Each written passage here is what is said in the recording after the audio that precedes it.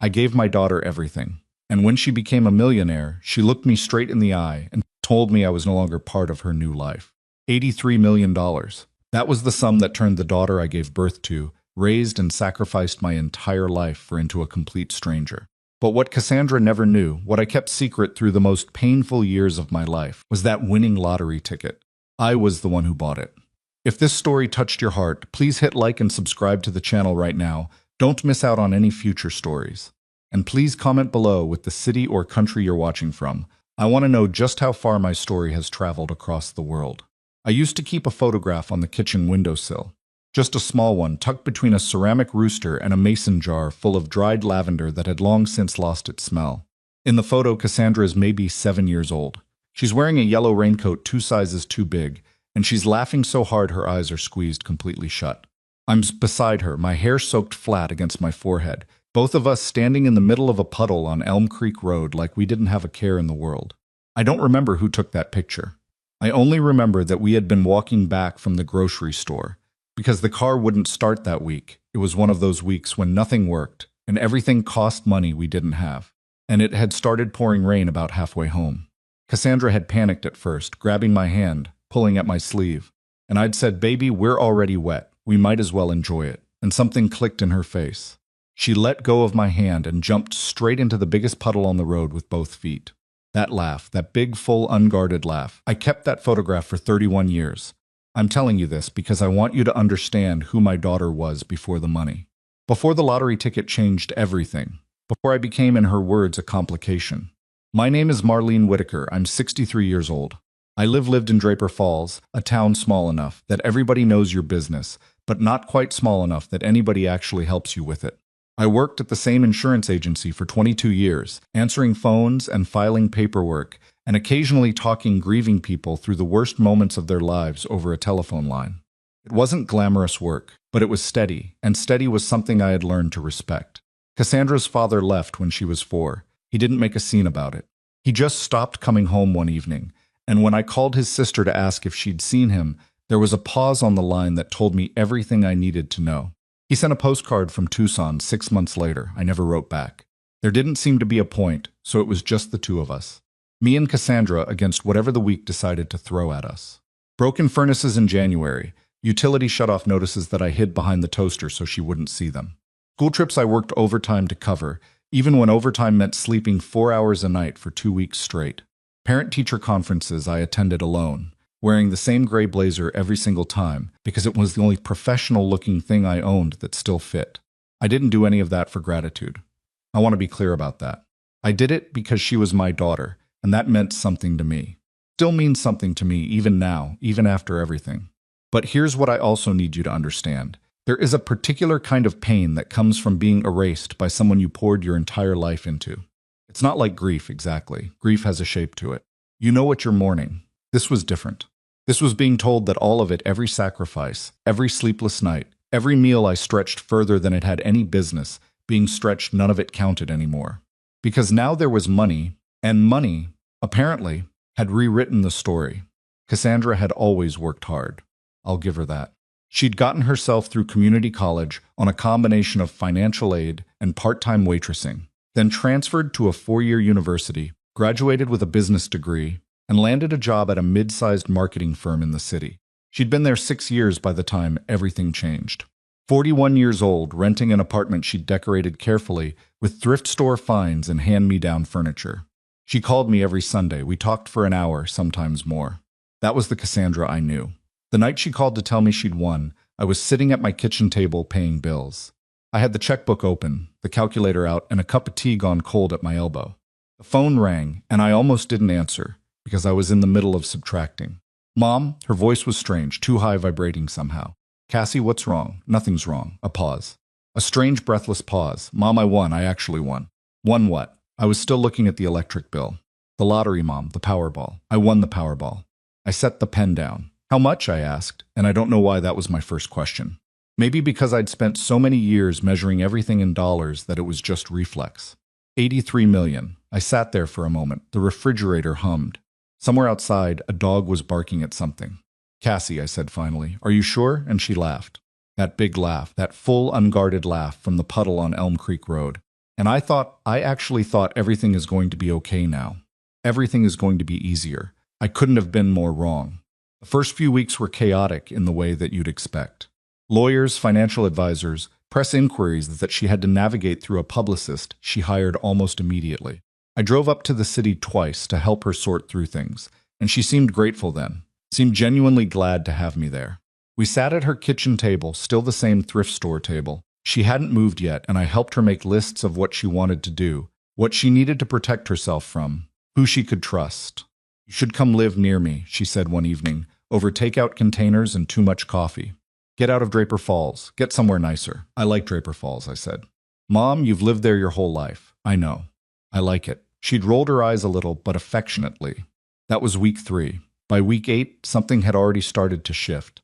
She'd moved into a house, not a mansion yet. That came later, but a large, modern place in a gated community that made me feel slightly out of place every time I visited, which I still did, because she was my daughter, and I didn't know yet that I should stop.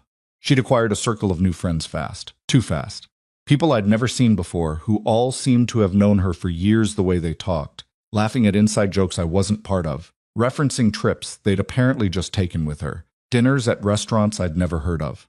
I told myself it was natural, that winning that kind of money changed the landscape of a person's life, and you couldn't expect everything to stay the same. I told myself that right up until she sat across from me in her new kitchen marble countertops, a refrigerator that made ice in 3 different shapes, and told me what she had apparently been working up the nerve to say for several weeks. "Mom, I think we need to talk about our relationship." Something cold moved through me, not because of the words, but because of how she said them. There was a rehearsed quality to it, like she'd practiced. "Okay," I said. I kept my voice even talk. She looked uncomfortable. She fiddled with the handle of her coffee mug. "I'm going through a lot of changes right now. Big changes. And I'm realizing that I need to be really intentional about the energy I let into my space." The energy I let into my space. I didn't say anything. I waited. "You've always been Mom. You've always been a worrier. You've always been negative. And I know you don't mean it that way, but it's been affecting me. My therapist says." "Your therapist?" I repeated. "Yes, my therapist. She says that when we go through major life transitions, we sometimes have to reassess the relationships in our lives and figure out which ones are." "Cassandra." I said her name and she stopped. "Say what you're actually trying to say." She met my eyes, looked away, looked back. "I need some space. I need to focus on this new chapter without feeling like I have to manage your emotions on top of everything else." I had managed my emotions through 22 years of raising her alone. I had managed my emotions through broken furnaces and postcard divorces and utility shutoffs hidden behind toasters. I sat in that marble kitchen with my cold coffee and I managed them now, very carefully. "Are you telling me you don't want me in your life?" I asked. Quietly, directly, she winced like I'd said something ugly. "I'm saying I need space. That's not the same thing." "How much space? I don't know. I need to not be contacted for a while. I need to figure out who I am in this new situation without your mother. Without the weight of our old dynamic," she said, and I could hear her therapist in every word of it. I stood up. I picked up my purse. My hands were steadier than I expected them to be. "All right," I said. "Mom, if that's what you need, that's what you'll get." I walked to the door, stopped with my hand on the frame, turned back once. "I hope the new chapter is everything you're hoping for." I drove 2 hours home to Draper Falls, and I did not cry until I pulled into my driveway. And then I sat in the car for 45 minutes, and I cried until there was nothing left. The silence that followed was the worst thing I had ever lived through. I want to be honest with you about that. I had survived hard things. I'd raised a child alone. I'd buried my mother and my brother within 18 months of each other. I'd been let go from the insurance agency during a restructuring when I was 58 and had to start over in ways that humiliated me quietly every single day. I knew about loss and I knew about hard, but there is something specific and devastating about being cut off by your own child. About picking up your phone to call someone and then physically remembering, like bumping into a wall in the dark, that you can't. That the number is there, that the person is alive and well, and presumably fine somewhere with marble countertops and a new life full of new people, but that you are not allowed in. That you have been categorized as weight, as baggage. As old dynamic, I stopped keeping the Sunday routine out of habit for a while. My hand would reach for the phone around 2 in the afternoon, and I'd have to consciously redirect it. I started going for longer walks. I took on some volunteer hours at the library. I told my neighbor Ruth Ann what had happened, because Ruth Ann had brought me soup and sat with me in my kitchen until I told her, and Ruth Ann said, Some children go stupid when they get money, and I almost laughed. Almost. The months passed. I heard things the way you hear things in a small town even when you're trying not to. Cassandra had bought a mansion, a real one this time. 12 rooms, a pool, the works. Cassandra had been photographed at charity galas she'd never attended in her previous life. Cassandra had bought a car that cost more than I'd made in 5 years. I didn't seek out this information. It found me the way all small-town information does, through Ruth Ann and the woman at the pharmacy and a cousin of mine who followed social media and felt compelled to report back. I nodded when people told me these things, and I said, "That's nice," and I went home and sat with it alone. There were nights when the anger came, hard, sharp anger that surprised me with its heat. Because I am a human being and not a saint, and there were moments when I sat in my small house with my ceramic rooster and my old bills, and I thought about what it cost me to give her everything I had, and I thought about the marble countertops, and I felt something in my chest that I am not proud of, but that was real. But the anger always burned down eventually, and what was left underneath it was something quieter and more durable. Not forgiveness, not yet, just the knowledge that I had loved her right, that whatever she had become, I had done my part without cutting corners. That was mine. She couldn't take that. What she didn't know, what nobody knew, was that she also couldn't take the truth. And the truth was a time bomb I'd been sitting on for almost 2 years. Because I knew something about that lottery ticket. I knew exactly where it had come from, and why it had been purchased, and whose hands it had passed through before it landed in Cassandra's name. And that truth, quiet, patient, devastating, was still waiting. I was 61 years old when I bought that ticket. It was a Tuesday in February, the kind of cold that makes your face hurt, and I had just come from my doctor's office with a piece of news I wasn't ready to share with anyone. I stopped at the gas station on Route 9 on the way home. I don't know exactly why. Impulse, maybe, or some part of me thinking about futures and chances in a way that the doctor's appointment had shaken loose. I bought one ticket, scratched the surface off the barcode and tucked it into my coat pocket. Forgot about it for 2 days. When I checked the numbers on Thursday morning, I had to check them 3 times. Then I sat down on the floor of my kitchen because my legs stopped working. $83 million. My name on a winning ticket. My last bit of saved up money turned into something that didn't feel real. And I sat there on my kitchen floor and I thought about Cassandra. About everything she'd worked for. About the thrift store table and the hand-me-down furniture and the girl who had jumped into puddles in a yellow raincoat. About all the things she'd never been able to do because I'd raised her in a life that didn't have room for them. And I made a decision. It wasn't a quick decision. It took days and paperwork I had to figure out quietly, and one phone call to a lawyer I found through a legal aid directory because I couldn't afford the kind of lawyer who handles things like this. But I made it. I transferred the ticket to Cassandra's name. I structured it carefully so that it looked like her own purchase. That was the part the lawyer helped me with, though he'd looked at me over his glasses like I was making a very large mistake. And then I called Cassandra and told her to check her lottery ticket, the one I'd bought her as a birthday gesture the month before, and slipped into a card she'd barely looked at. She didn't know it was the ticket. She didn't know there was any ticket to look at. But she found it that night, and she called me the next morning screaming. And I listened to her scream and laugh and cry. And I said, "Sounds like someone had good luck, Cassie." And she said, "Mom, I can't believe it. I can't believe it. I need to call a lawyer right now." And I said, "Go. Call. I'll talk to you soon." I hung up the phone and I sat in my kitchen and I breathed. I never told her. I never told anyone. I thought, and I believed this, genuinely believed it, that it didn't matter how the money got there. What mattered was what she did with it. What kind of person she decided to be. I sat with that for a long time in my small house in Draper Falls, with the photograph on the windowsill and the lavender that had lost its smell. And I waited to find out what she would do with everything I had given her. The thing about silence is that it has texture. It isn't just the absence of sound or the absence of phone calls or the absence of a voice you've known since before it could form words. It's a physical thing. It sits in the chair across from you at dinner. It occupies the space beside you on the couch on Sunday afternoons when your hands reach automatically for your phone and then stop. Follows you from room to room in a house that used to feel like enough and now feels like a container for everything you've lost. I learned the texture of that silence over 8 months. 8 months of it. Not a call, not a text, not a birthday card, and my birthday had come and gone in April, quietly. The way birthdays do when you are 63 and live alone, and your only child has decided that your presence in her life constitutes a kind of weight she no longer wishes to carry. Ruth Ann brought me a lemon cake. We ate it at my kitchen table, and she talked about her grandchildren, and I smiled and nodded and was grateful, genuinely grateful that she was there. But when she left and the house went quiet again, I stood at the sink, washing the plates, and I thought, my daughter did not call me on my birthday. My daughter, who I had labored through 14 hours of hard delivery to bring into this world, who I had carried home from the hospital in a second-hand car seat that I'd had a mechanic check 3 times, because I was terrified it wasn't installed right, that daughter did not call. I dried the plates, I put them away, I went to bed. That was the kind of living I was doing. What I was not doing, and this took more discipline than I want to admit, was checking on her. I had her phone number memorized the way you memorize things you've known for decades, the way you know your own social security number or the smell of rain before it hits.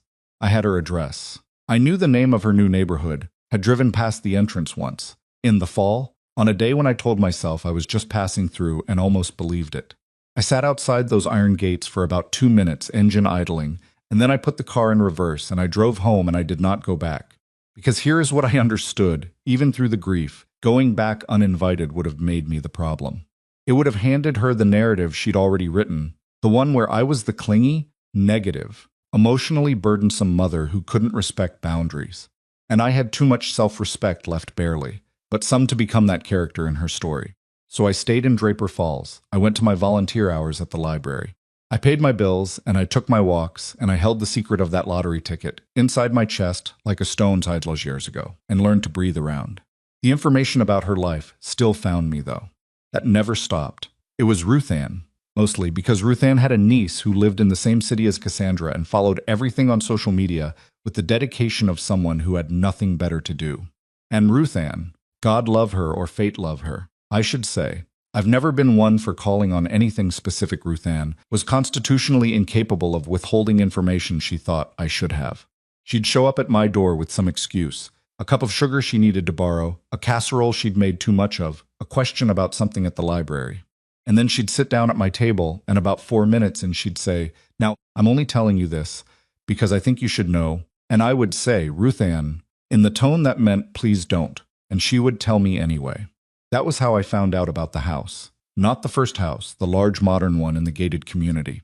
The second house. The real one, as the article Ruth Ann showed me on her phone, described it a 14-room estate outside the city, on 11 acres of landscaped grounds, with a pool, a guest cottage, a chef's kitchen, and a private gym.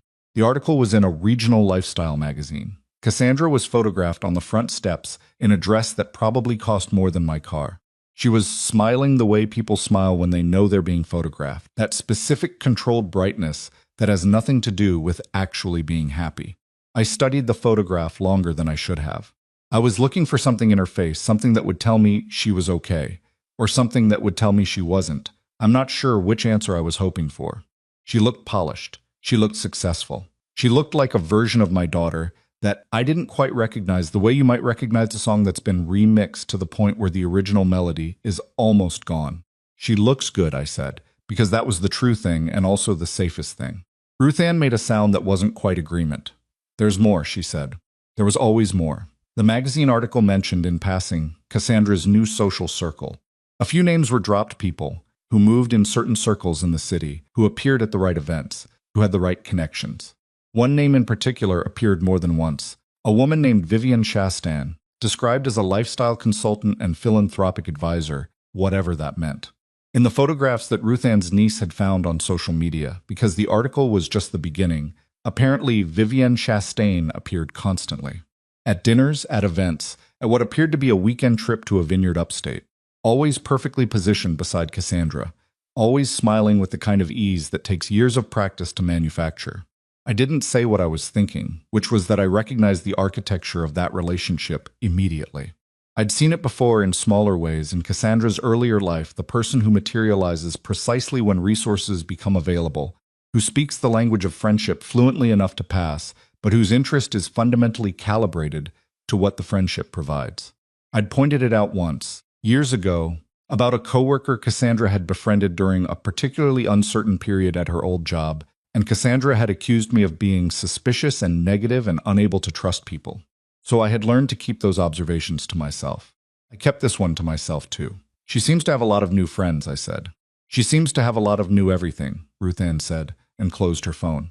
I refilled our coffee cups and we talked about other things, And I sat with the weight of the photograph in my memory, Cassandra on those front steps, in that dress, with that smile that wasn't quite her smile, and I thought about the 14-room house and the 11 acres in the chef's kitchen, and I thought about the February morning I sat on my kitchen floor because my legs stopped working, and I thought about the choice I made. I thought about it a lot those months, not with regret exactly, but with a kind of quiet, exhausting reckoning. Because when you give someone everything you have, and I mean that literally, in a way that most people will never understand, and then they cut you out of their life like you are excess material, something in your understanding of the world shifts. Not breaks, shifts, moves on its axis. You start asking questions you didn't need to ask before, about the nature of love and sacrifice, and whether the things we do for the people we love are ever really unconditional, or whether we just tell ourselves they are, because the alternative is too lonely to sit with.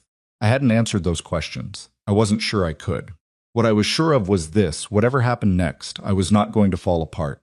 I had raised a child alone on a filing clerk's salary in a small town where nothing ever changed, and I had done it without losing my sense of who I was. I was not going to lose it now.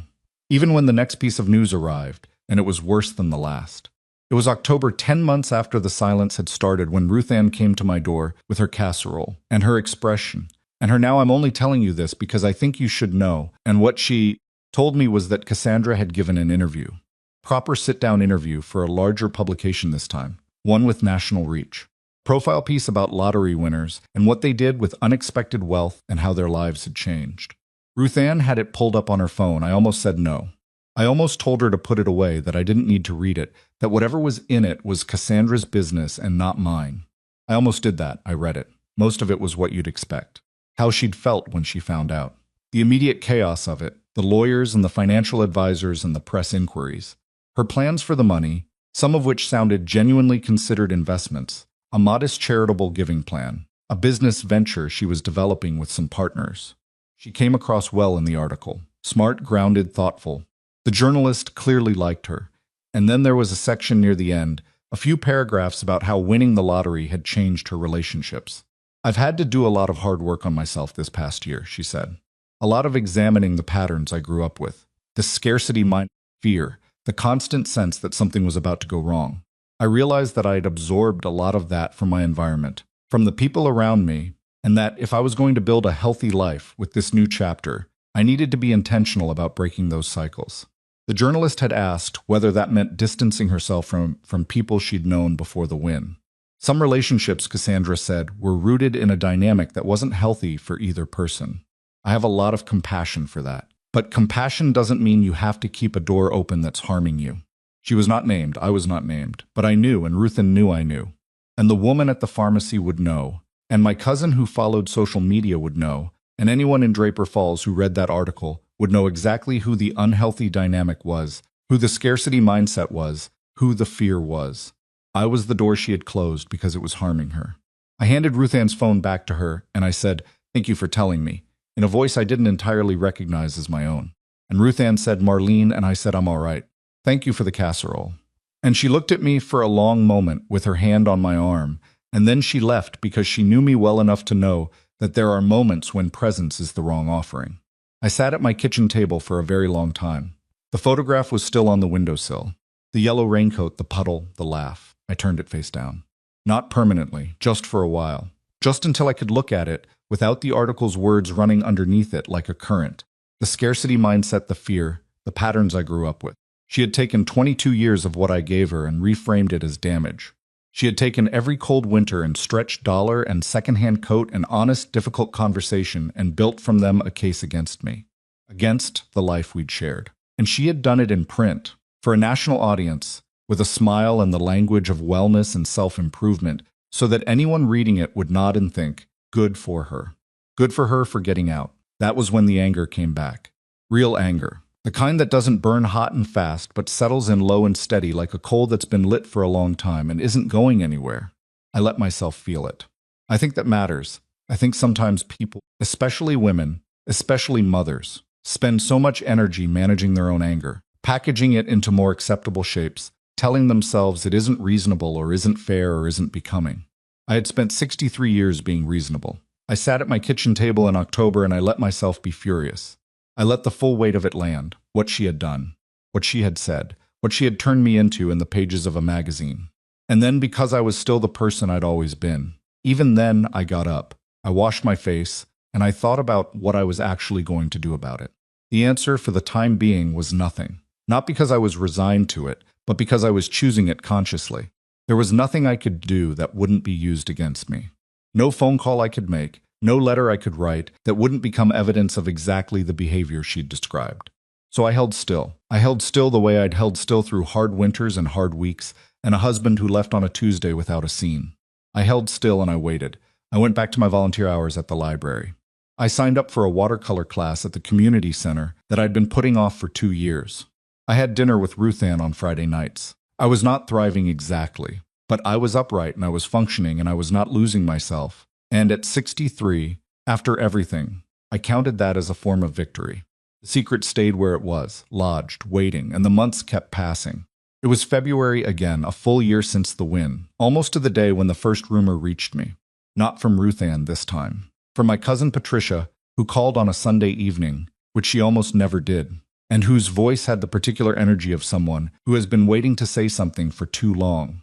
"Marlene," she said, "have you heard anything about Cassandra's lottery ticket?" I felt something shift inside my chest, very slowly. Very carefully. "What do you mean? I don't know exactly."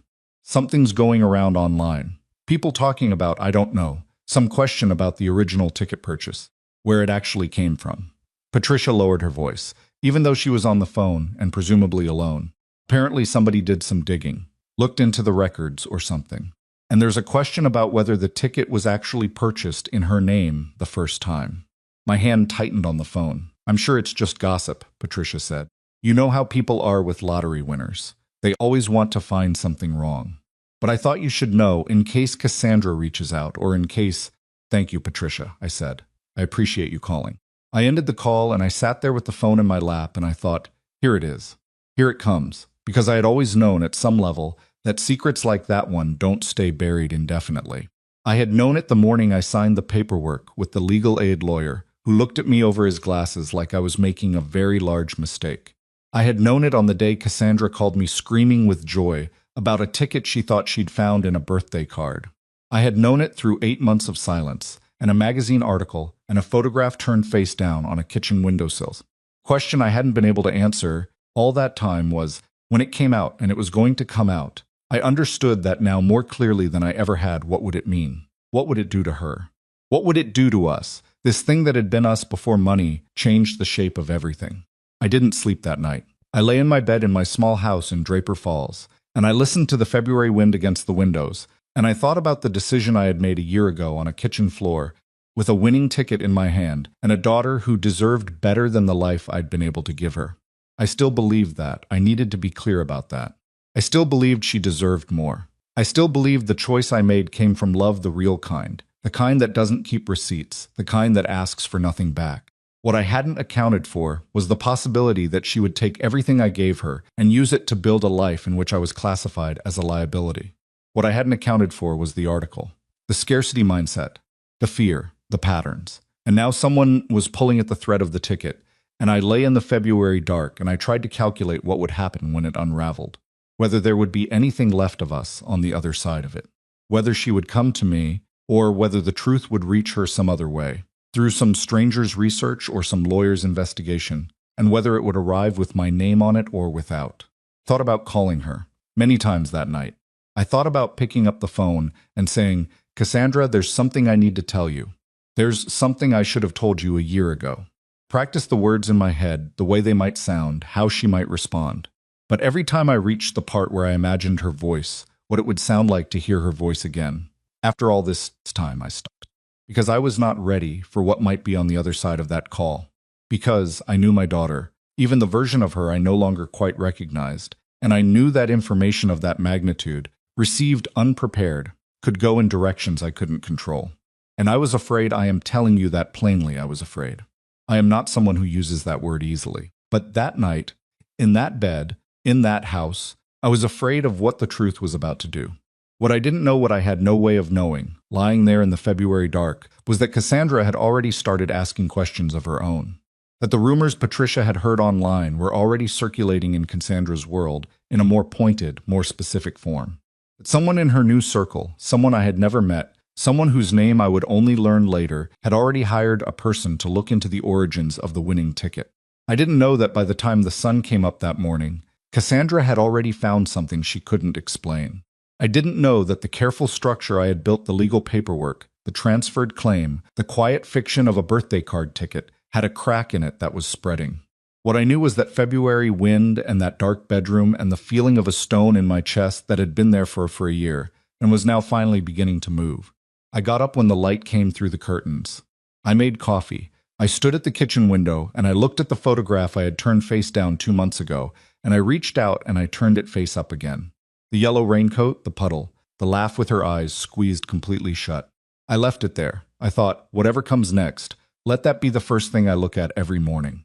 Let that be the thing I hold on to, not the marble countertops, not the magazine article, not the silence of 8 months or the anger of that October evening. That laugh, that particular, irreplaceable, unguarded laugh. Because whatever the truth was going to cost us, and I was beginning to understand, it was going to cost us a great deal. I needed to remember why I had done it. Not the explanation I would eventually have to give her. Not the justification, just the reason. The only reason that it ever existed. She was my daughter. She had been mine before the money, before the mansion, before Vivian Chastain and lifestyle consultants and national magazine profiles. She had been mine in the second-hand car seat and the stretched dinners and the 14-hour labor and the puddle on Elm Creek Road. Whatever she had become in the past year, whatever she had decided I was to her, that was still true. That would always be true. The coffee finished brewing. I poured a cup. Outside, the February light was flat and pale and coming in sideways through the trees. My phone sat on the counter, silent, and then so quietly that I thought for a moment I'd imagined it buzzed. A number I hadn't seen in 8 months and 1 week. Not a call, a text message, 3 words, we need to talk. I stood there with my coffee cup in both hands, and I read those 3 words and I read them again. My heart was doing something complicated and not entirely comfortable inside my chest. Stone that had been lodged there for a year had shifted completely now. It was moving in a direction I couldn't predict. I set the coffee down. Picked up the phone, I typed back 4 words, I'm here. Come home. I sent it before I could think too hard about whether home was the right word, whether it was too much, whether it would push her away again. I sent it because it was true, and because I was done packaging my truths into shapes that were easier for other people to hold. She didn't respond right away. I picked my coffee back up. I stood at the window. I looked at the photograph. I waited. She didn't come that day. She didn't come the next day either, and I told myself that was fine. That I hadn't expected her to, that 3 words on a text message, after 8 months of silence, did not translate into a woman dropping everything and driving 2 hours to a small town she'd spent the last year describing as the embodiment of everything she'd outgrown. I told myself that, and I mostly believed it, mostly. What I did was live my life. I went to my watercolor class on Tuesday morning, and I painted something that was supposed to be a barn, but looked more like a very large red shoe. And the woman next to me, Dorothea, who was 81 and had been painting for 60 years and had absolutely no patience for false encouragement, looked at my canvas and said, "The perspective is off, but the color instinct is good." I took that. I went home. I made soup. I did not check my phone more than a reasonable number of times. On the 3rd day, Cassandra called, not a text, an actual call. The phone rang at 7:43 in the evening, and her name came up on the screen, and I stood in my kitchen for 2 full rings before I answered, because I needed those 2 rings to get myself level. To get my voice to a place where it would come out steady and not like someone who had been waiting 8 months and 3 days for exactly this sound. "Hi," I said, a pause, brief but loaded. "Hi, Mom." 2 words, her voice. I hadn't heard her voice in 8 months, and there it was, slightly careful, slightly tight, but unmistakably hers, the same voice that had called me screaming about a lottery ticket, the same voice that had told me I was a weight she no longer wanted to carry, the same voice that had laughed in a puddle on Elm Creek Road 30-some years ago. "I got your text," she said. "I got yours first," I said. Another pause. I could hear her breathing. I could hear faintly the ambient sound of wherever she was, something smooth and climate-controlled, nothing like my kitchen with its drafty window and the radiator that knocked. "I need to ask you something," she said, "and I need you to be honest with me." "I've always been honest with you," I said, which was true, with one enormous exception that we were clearly about to discuss. "The lottery ticket," she said it flat, not a question yet, just the words laid out between us. I sat down at the kitchen table. I didn't remember deciding to sit, my legs just made the decision. "What about it? Where did it come from?" The question landed exactly the way I'd known it eventually would. Clean, direct, no framing, no build-up, just the thing itself. Cassandra had always been like that. Even as a little girl, she'd had no patience for circling. She wanted the answer before the explanation. I had thought about this moment for a year. I had rehearsed different versions of it in my head during sleepless nights and quiet walks and the long hours of October evenings. I had composed careful sentences and discarded them, found precise words and lost them again. And now that the moment was here, all of that preparation dissolved, and I was left with the only thing that had ever actually been true. I bought it, I said. The silence that followed was different from all the other silences. It had a different weight, a different temperature. You bought it, she repeated. Not a question, just working through it. Yes, the ticket, the winning ticket, you bought it. Yes, Cassandra, and then she stopped. I heard her exhale, a shaky, effortful exhale, and then you put it in a birthday card. I transferred the claim to your name, I said. There was a lawyer. A legal aid attorney. It's all documented. All of it was done properly. It's yours. That was never in question. It has always been legally yours. That is not what I'm asking you. Her voice cracked on the last word. Just slightly. Just enough. I know, I said. The word came out stripped of everything. No anger in it yet, just the raw nerve of it, Mom. Why would you do that? Why wouldn't you tell me? Why would you give me $83 million and not tell me where it came from? I had the answer. I had always had the answer. I just hadn't known until this moment whether it would be enough. Because I didn't want it to come with conditions, I said. If you'd known it was from me, it would have been a gift. And gifts come with the giver attached. Every decision you made with it, every house you bought, and every trip you took, and every choice you would have felt me in it. My opinion, my presence, my claim on it. I didn't want that for you. I wanted you to have something that was just yours. Completely yours. Another silence, longer this time. You were sick, she said. Her voice had gone very quiet. When you bought the ticket, you told Patricia you'd been to the doctor that week. Startled me that she knew that. Patricia talks, I said. Were you sick? I had not planned to tell her this. I had kept this piece of it separate, kept it in its own compartment, because it wasn't the relevant part. It wasn't what the ticket was about, and I had never wanted it to become a tool for guilt or a reason for pity. But she had asked me directly, and I had told her I'd always been honest with her, and I meant to keep that true now, even if it hadn't been true for the past year. I'd gotten a diagnosis, I said. Nothing that killed me, as you can see. But at the time, I didn't know that yet. At the time, I thought I didn't know what I thought. That's why I stopped at the gas station. I wasn't planning to buy a ticket. I just stopped because I needed a minute that wasn't the inside of my car on the way home from bad news. I stopped. Tried to find the right words. When I checked the numbers 2 days later, the first thing I felt, I know this sounds strange, the first thing I felt was that it wasn't mine to keep. Not because I didn't want it, but because I looked at it and I thought about you, and it was yours so clearly in my mind that keeping it felt like theft. I heard something on the other end of the line that might have been her crying. She was quiet about it. Controlled, the way she'd always been about tears. She'd learned that from somewhere, probably from watching me, and I had never decided whether that was something I'd given her or something I'd accidentally taken. Mom, she said finally. Her voice was rough. Do you understand what you're telling me? Do you understand what that means?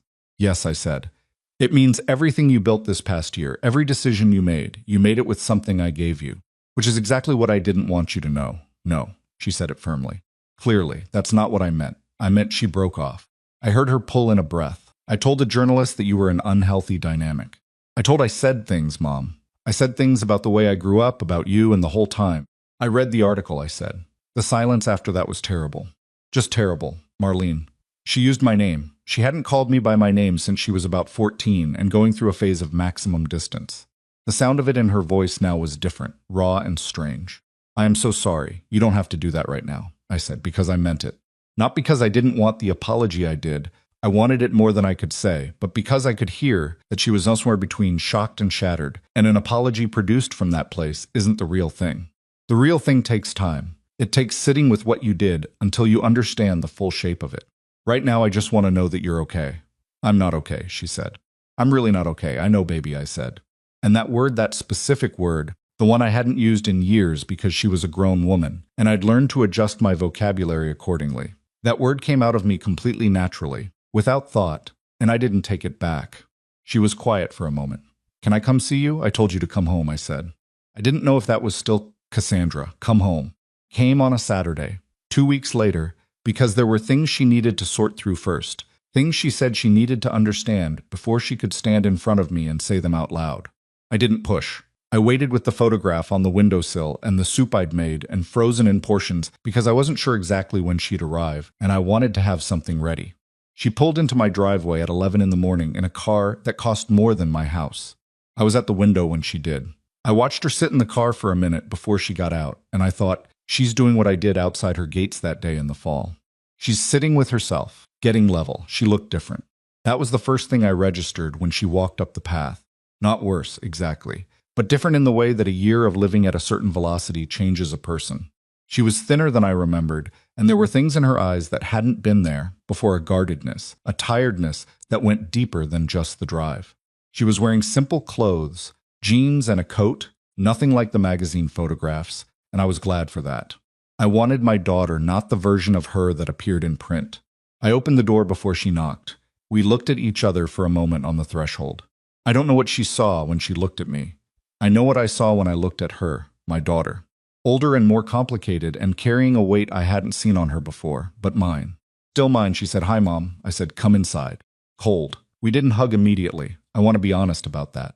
We moved around each other carefully for the first few minutes, the way you do when you're relearning the geometry of a relationship that's been out of use. I put the kettle on. She sat at the kitchen table. She looked at the photograph on the windowsill for a long time without saying anything.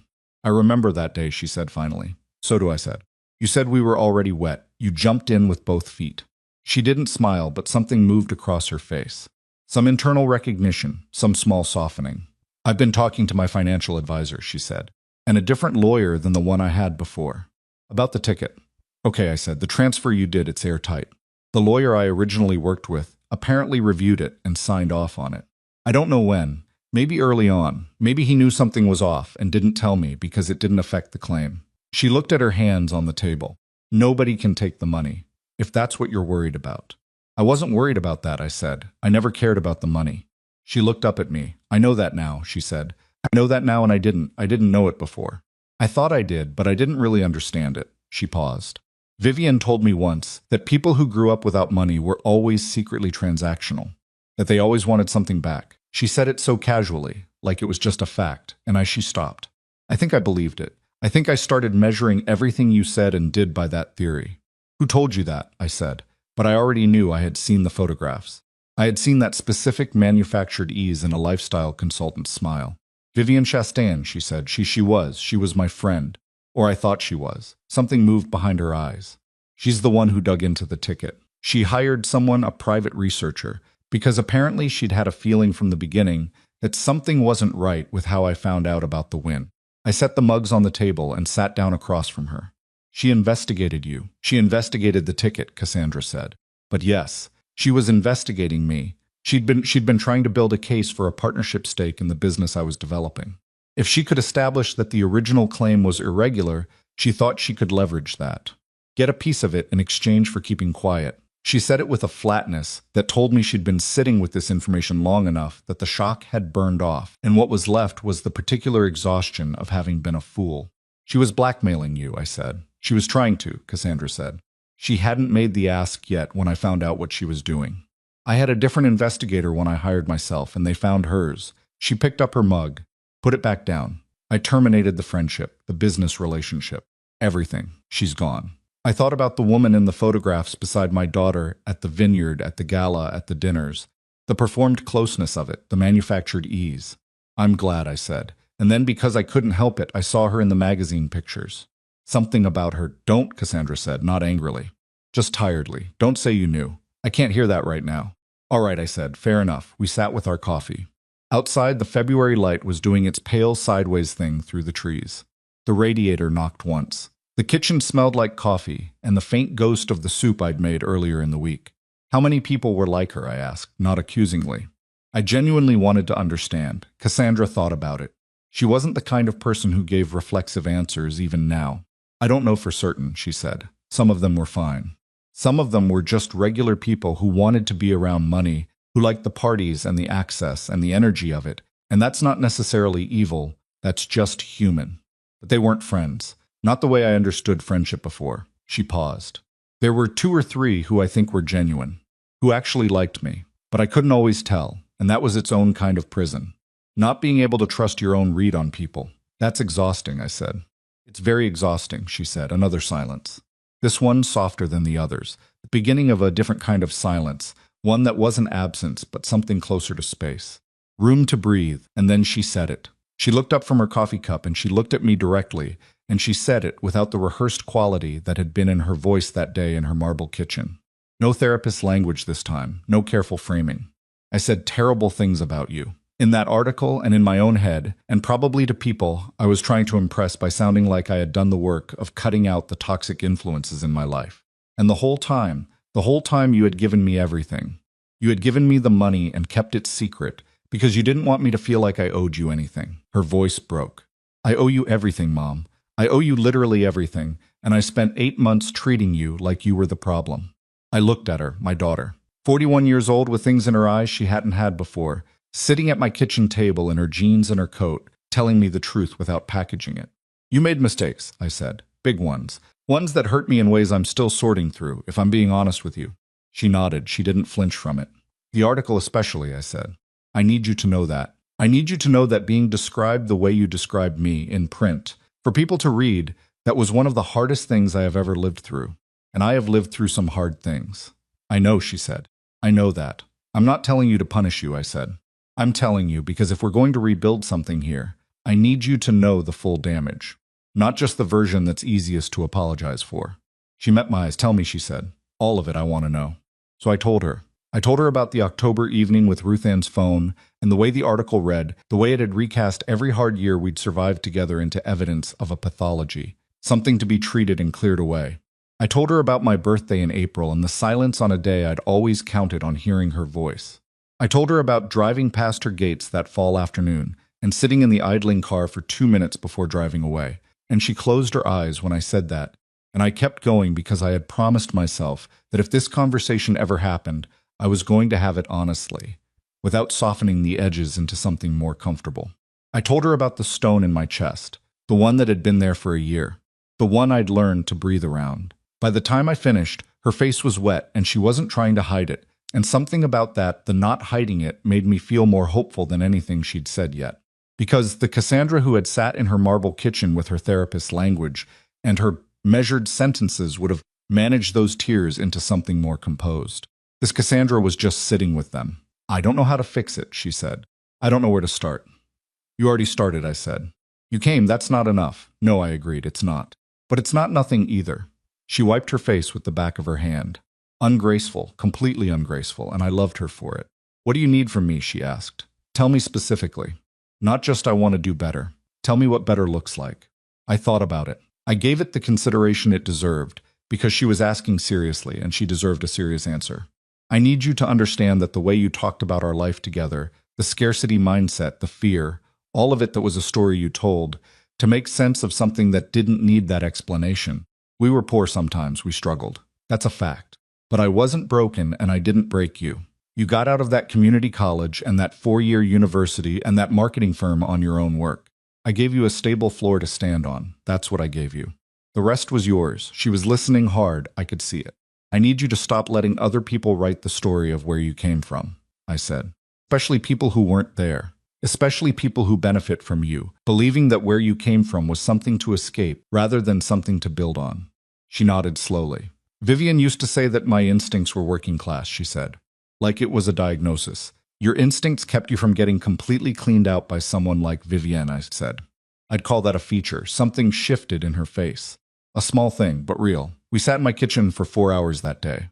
We talked and we were quiet and we talked some more and I heated up the soup and she ate 2 bowls of it without remarking on what it cost or where it came from, just ate it the way she used to eat everything I put in front of her, with the appetite of someone who was actually present. We didn't resolve everything. I want to be straight with you about that, because I have no interest in pretending that one conversation and 1 bowl of soup undoes a year of damage. There were things she said that I was still going to be sleeping on for months. There were moments in that afternoon where I felt the anger surface again, not dramatically, not in a way I expressed, but they're alive and legitimate and mine.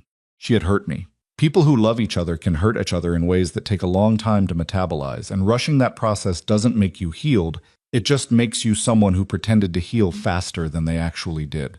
But here is what was also true. When she got up to leave late that afternoon, When she put on her coat and picked up her keys and stood in my doorway looking at me the way she'd looked at me on the threshold that morning, careful, uncertain, hoping I felt something release in my chest.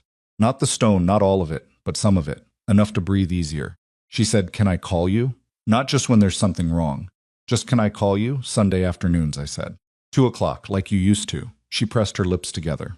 Nodded. 2 o'clock, she said. She hugged me before she left. She hugged me, and she held on for longer than was comfortable, longer than was composed, longer than a person holds on when they're hugging out of obligation. She held on the way you hold on to something you thought you'd lost. I let her. When her car backed out of the driveway and disappeared down the road, I stood at the door for a moment in the February cold, not quite ready to close it. The sky was doing that early evening thing where it turns a particular shade of gray-blue that is specific to winter and nowhere else. A dog was barking somewhere down the street. The radiator was knocking inside. I went back to the kitchen. I sat at the table. I looked at the photograph on the windowsill, the yellow raincoat, the puddle, the laugh, and I thought about everything she had told me this afternoon. About Vivian Chastain and the private investigator, and the leveraged silence and the business stake. About the friends who weren't friends. About the prison of not being able to trust your own read on people. She had gone into that world alone, carrying my secret inside something she thought was pure luck, and she had been stripped down in ways that had nothing to do with money and everything to do with what money does to the people who surround it. She had made bad choices. She had believed the wrong voices. She had turned on the person who deserved it least. But she had also, when it mattered, hired her own investigator. She had found the person who was trying to use her, and she had ended it before the damage went further. She had called me, she had come. She had eaten 2 bowls of soup at my kitchen table and told me the truth without packaging it. There was still my daughter in there, underneath the year of wrong choices and borrowed language and manufactured friends. My daughter was in there. I didn't know yet what we were rebuilding, or how long it would take, or what it would look like on the other side. Those were questions for time, and time was the one currency I'd learned not to waste. What I knew was this: the stone in my chest had shifted. The photograph was face up on the windowsill, and on Sunday at 2 o'clock my phone was going to ring. I got up and I washed the soup bowls, I dried them and I put them away. And for the first time in 8 months, the silence in my kitchen didn't have texture. It was just quiet, and quiet I had almost forgotten could also be a kind of peace. She called on Sunday at 2 o'clock. I was sitting in the armchair by the window with a book I hadn't been reading, and when the phone rang, I looked at it for one ring the way I had before, not out of uncertainty this time, but out of something closer to ceremony. Marking it. This was different from before. This was chosen. "Hi," she said. "Hi," I said, and we talked for an hour and 12 minutes. I know because I looked at the clock when we hung up and did the math automatically, the way you do when you're measuring something you've been without. We talked about nothing dramatic. She told me about a problem with a contractor at the estate house, something about drainage on the north side of the property that the original inspection had missed. I told her about Dorothea's assessment of my watercolor barn. She laughed at that, a real laugh, not the performed kind, and I filed it away somewhere careful. It wasn't the old Sunday calls, I won't pretend it was. There was still a carefulness between us, a slight formality in the way we navigated certain topics, a tendency we both had to steer around the larger things as though they were furniture we hadn't yet figured out where to put. But it was real. It was us, imperfectly and honestly trying, and that was more than I'd had 3 weeks ago. The Sunday calls continued. One after another, each one a little less careful than the last, each one landing a few minutes longer, a few topics deeper. By the 4th Sunday, she was telling me about the business she'd been developing, the one Vivian had been trying to cut herself into, and asking my opinion on some of the structural decisions in a way that was genuine, not performative. By the 6th Sunday, she mentioned carefully that she'd been thinking about the magazine article, that she'd reached out to the publication about a follow-up piece. Correction of sorts. "You don't have to do that," I said. "I know I don't have to," she said. "I want to, Cassandra. It'll bring everything back up. The ticket, the transfer people will ask questions." "Let them," she said, and there was something in her voice I recognized. Steadiness. The kind that comes not from confidence exactly, but from having made a decision and being willing to live inside it. I said things publicly that weren't fair. I want to address them publicly. That's not for you. I mean, it is partly for you, but it's also because I don't want to be someone who lets that stand. I didn't argue further. She was a grown woman making a decision about her own life, and one of the things I had promised myself, somewhere in those 8 months of silence, was that if we ever got back to a place where she was asking my opinion, I was going to give it honestly, and then let her make her own choice. That was the deal. That was the only version of this relationship that had any chance of lasting. What I didn't anticipate was what the follow-up piece would shake loose. The article ran on a Thursday 6 weeks after her first Sunday call. I read it online at my kitchen table with my coffee, and it was she had done it carefully. I'll give her that. She didn't name me. She didn't detail the ticket transfer. She spoke in broad terms about having reassessed relationships and conclusions she'd drawn during a disorienting period of major change. She said she had made characterizations of people she cared about that were unfair, and that she wanted to put on record that the framing she'd used had been wrong. It was measured. It was honest without being sensational. The journalist who wrote it seemed to treat it with appropriate seriousness. By Friday afternoon, 3 other outlets had picked it up.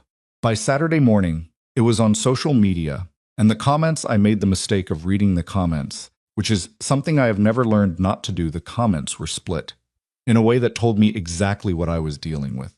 Half of them praised her for being accountable. The other half wanted names, wanted specifics, wanted the drama that a measured, careful piece deliberately didn't give them. And underneath all of it, already spreading, was a thread.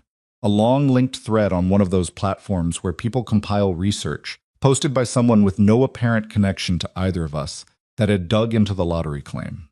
Not the way Vivian's investigator had dug, deeper, publicly. The thread laid out in careful, sourced, infuriatingly thorough detail a timeline of the ticket purchase, the claim transfer, the legal aid filings that were public record, if you knew where to look, and a very pointed question at the end: who actually bought this ticket, and why has no one asked? Within 48 hours, it had been shared thousands of times. Cassandra called me Saturday evening. Her voice was controlled in the way that means a person is very specifically working to keep it that way. "Have you seen it?" she asked. "Yes," I said. "Are you okay?" The question surprised me, that she asked me first. "I'm fine," I said. "Are you?" "Not entirely," she said. "My lawyer is saying we need to make a statement, a real one. With specifics." I sat with that for a moment. What kind of specifics? The ticket, where it came from, all of it. A pause. He says if we don't get in front of it, someone else will tell the story for us. And the version someone else tells will be worse.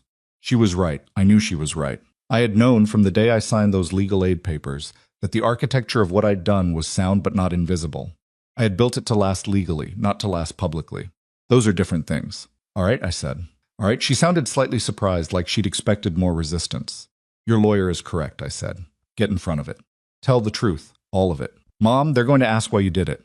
They're going to ask about the diagnosis. They're going to ask why you didn't just tell me from the beginning."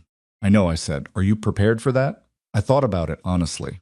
Whether I was prepared to have my private decision, the one I'd made on a kitchen floor in February, with a doctor's news still sitting on my chest and a winning ticket in my hand laid out for public consumption. Whether I was prepared to have strangers weigh in on the logic of it, the morality of it. Whether I had done something generous or something controlling, or something that defied easy categorization, because most true things do. "I'm 63 years old," I said. "I've been through things that would have finished people with better resources than me. I think I can handle some commentary from people who don't know me." Cassandra was quiet for a moment. "I want to tell it," she said. "I want to be the one who tells it, not a lawyer reading a statement." "Me, then tell it," I said. She did. She did a full interview camera, not print, with a journalist she'd vetted carefully, one who had a reputation for treating complicated stories with the complexity they deserved. It ran the following week. I watched it at home, alone, at my kitchen table. Cassandra sat in what I recognized as the living room of the estate house, not staged, not overly produced. Just her in a chair with her hands in her lap and the kind of lighting that doesn't hide things. She talked about the win. She talked about what it had done to her. She talked about Vivienne without naming her, about the world she'd tried to build, and what it had cost her to discover what it was actually made of. And then she talked about me. She talked about me for about 6 minutes of a 40-minute interview, and those 6 minutes were the ones that circulated. She described what I had done, the ticket, the transfer, the secret, in a voice that was steady until it wasn't, until she had to stop and collect herself, and the journalist waited without filling the silence, which I respected. She said, "My mother spent the last money she had saved on a lottery ticket, won $83 million, and gave it to me without telling me, because she didn't want me to feel indebted to her. She didn't want the gift to come with her attached to it. She wanted it to be mine completely." She stopped, took a breath, "and I spent 8 months treating her like she was the problem in my life." She didn't editorialize further. She didn't wrap it in a lesson. She just said it and let it sit there. My phone started ringing before the interview finished broadcasting. Not Cassandra, she texted. Just how are you, I replied. Still here. It was Ruthann who called first, of course, because Ruthann had been watching it live, and she was crying in that noisy, unguarded way that Ruthann cried, and she kept saying, Marlene, Marlene. She said it right. She finally said it right, and I had to hold the phone slightly away from my ear. I heard, I said. Are you watching? I watched, I said. How do you feel? I thought about that. Really thought about it. Because Ruthann deserved a real answer, and because I had learned, in the past year, to give things the actual consideration they required, rather than the reflexive one. I feel like someone finally opened a window, I said. After a very long time in a closed room. Ruthann cried more at that, which was not what I'd intended, but Ruthann. What followed the interview was, I don't have a cleaner word for it, a lot. Public response was large and varied and frequently personal, in the way that strangers on the internet are personal, meaning they had very strong feelings about my choices and my character and my motivations based on 6 minutes of someone else's account of a decision they hadn't been present for. Some people thought what I had done was the most selfless act they had ever heard of. Some people thought it was manipulative, that transferring the ticket secretly was a form of control, that by giving Cassandra something she didn't know came from me, I had built a debt she couldn't see and therefore couldn't consent to. Some people thought both things at once, which frankly was the most accurate position. I did not engage with any of it online. I didn't have accounts on those platforms, and I didn't intend to create any. But I read some of it, because it was impossible entirely not to, and some of what people said made me think. The manipulation question, specifically. I had turned it over in my own mind many times since the February morning I made the decision, and I had always landed in the same place, that my intention had been clean, that I had genuinely wanted to give her something without strings. But intention and effect are not the same thing. And the people who raised the question weren't entirely wrong to raise it.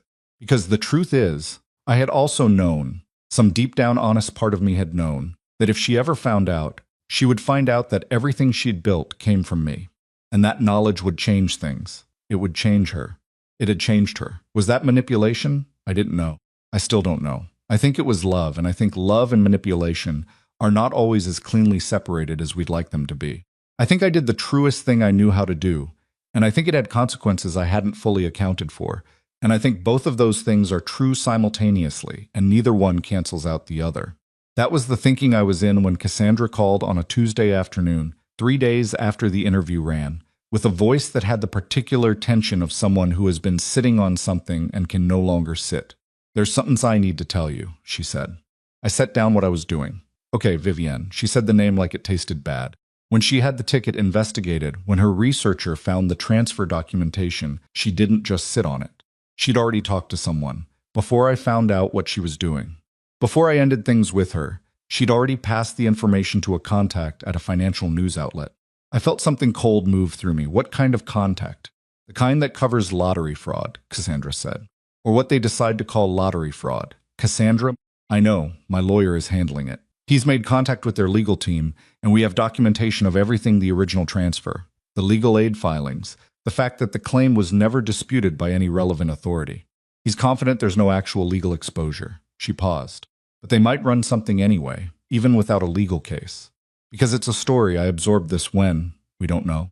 Could be days, could be longer. They might decide it's not worth pursuing once our lawyer makes clear what we're prepared to do. Another pause. I wanted you to know before it happened. I didn't want you to be blindsided. I appreciate that, I said. I'm sorry, she said. I'm sorry that Vivienne is. I'm sorry that someone I brought into my life is now a threat to yours. She's not a threat to mine, I said, more calmly than I actually felt. I'm a 63-year-old woman in Draper Falls who bought one lottery ticket with savings money. What are they going to do to me? Drag your name through something you don't deserve to have your name dragged through, she said. That was fair. I didn't argue it. What happened next was something I hadn't anticipated, and I want to tell you about it because it matters for understanding what came after. 3 days later, Cassandra called me again. Same voice, same tension, but underneath it something different. Something that, if I had to name it, I would call a kind of furious calm. The outlet contacted us for comment, she said. They're planning to run a piece framing the transfer as a possible attempt to obscure the original ownership of the claim. That's not what it was, I said. I know that. You know that. My lawyer knows that a beat. I've decided to do something, and I wanted to tell you before I did it. What are you doing? I'm holding a press conference, she said. I was quiet for a moment. A press conference. Yeah. Cassandra, I'm not asking permission, she said. Not unkindly. firmly, I'm telling you, because you deserve to know what I'm going to say before I say it. But I've made the decision, and I'm not changing it. I thought about the girl in the yellow raincoat who jumped into puddles with both feet once she decided the rain wasn't stopping. Tell me what you're going to say. She told me, all of it. Not just the outline, but the actual words she'd been working on, reading them to me from her phone while I sat at my kitchen table with my cold coffee.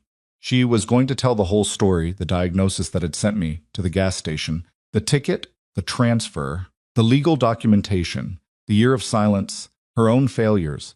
Vivienne Chastain by name this time, the attempted leverage, all of it. She was going to name Vivienne. She was going to name the outlet source. That will create legal problems for you, I said. My lawyer is aware, she said. He says we have documentation to back every claim. Truth is a defense. It will also create enemies. I already have them, she said. I'd rather have them for something I actually did. I was quiet for a moment.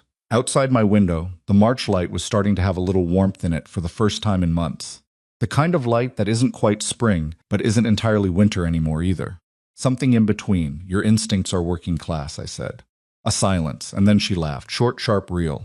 The kind that surprises the person doing it. She really said that to me, Cassandra said. I know, I said. And look where her instincts got her. The press conference was on a Thursday. I did not attend. That was my choice. And Cassandra understood it. My presence would have made it about something different than it needed to be about. Would have shifted the focus from her accountability to our reconciliation. And what she needed the room to see was a woman standing up for something on her own. I watched a live stream on my laptop at the library because my home internet was too slow, and the library was empty that morning except for me and the reference librarian, a young man named Todd who had enough professionalism not to hover, even though I suspected he knew exactly what he was looking at. She was good, I'll tell you that plainly. She was composed and she was direct, and when she got to the parts about me when she described what I had done, the real version, with the diagnosis and the kitchen floor and the legal aid attorney who looked at me over his glasses, her voice tightened but held, and she spoke about it with a clarity that told me she had been sitting with this story long enough to understand it. Not just the outline, but the why of it. She named Vivienne Chastain. She named the outlet. She laid out the documentation with the kind of specificity that makes it very difficult for us to survive contact with the facts. And then she said something that was not in the version she had read to me on the phone, something she had apparently added, and it was the thing that stayed with me. My mother has, in 63 years, done anything that wasn't motivated by love for me, including things I didn't understand, including things as I resented, including things I publicly mischaracterized as dysfunction when they were the opposite. I owe her an accounting that no press conference and no article and no public statement can fully settle. But I can start here, in this room, by making sure that the story of what she did is told correctly, by me, before anyone else gets to tell it wrong. Todd, the reference librarian, cleared his throat very quietly from somewhere in the stacks. I stared at my laptop screen and I did not cry, which cost me something, but I did not cry. The piece the outlet had been planning never ran. Whether that was because of the press conference or the legal documentation or some calculation about what the story was worth against what defending it would cost, I didn't know and didn't particularly need to know. It simply didn't appear. The thread online moved on to other things, the way internet attention always does, pulled by the next story, the next drama, the next question that needed answering. Cassandra called me that evening. She sounded tired in a specific way, the bone-deep tiredness of someone who has been holding themselves at a particular level of tension for weeks and has finally been allowed to put it down. It's done, she said. I know, I said. I watched. You did? At the library. Todd let me use the good computer. She laughed again. That laugh. How was it? You added something, I said. Pause. Yeah. The part at the end. About the accounting that can't be settled. Yeah, she said again. Quieter. You didn't have to say that publicly, I said. I know. Why did you? She thought about it. I could hear her thinking. Because I've spent a year listening to people tell me that I was self-made, she said. That I'd done this remarkable thing, pulled myself into a new life, that the lottery was fate or luck or whatever word they wanted to use. And the whole time the truth was, you were in every single part of it. From the beginning, from before the beginning, a pause. I didn't want to be self-made anymore. I wanted it to be true. I held the phone, and I looked at the photograph on the windowsill. The yellow raincoat, the puddle, the laugh. It had been face up for months now. I'd stopped seeing it as a relic of what we'd lost, and started seeing it again as what it actually was, evidence of who we'd always been to each other. Before the money, after the money, underneath all of it. It's true, I said. I know, she said. We talked until 9 o'clock that night, longer than we'd talked since before the win, rambling through things with the relaxed shapelessness of a conversation between two people who are no longer conserving energy for the hard parts. She told me about a property she'd been looking at, not far from Draper Falls. I told her it was sensible to invest in land. She said it wasn't entirely about investment.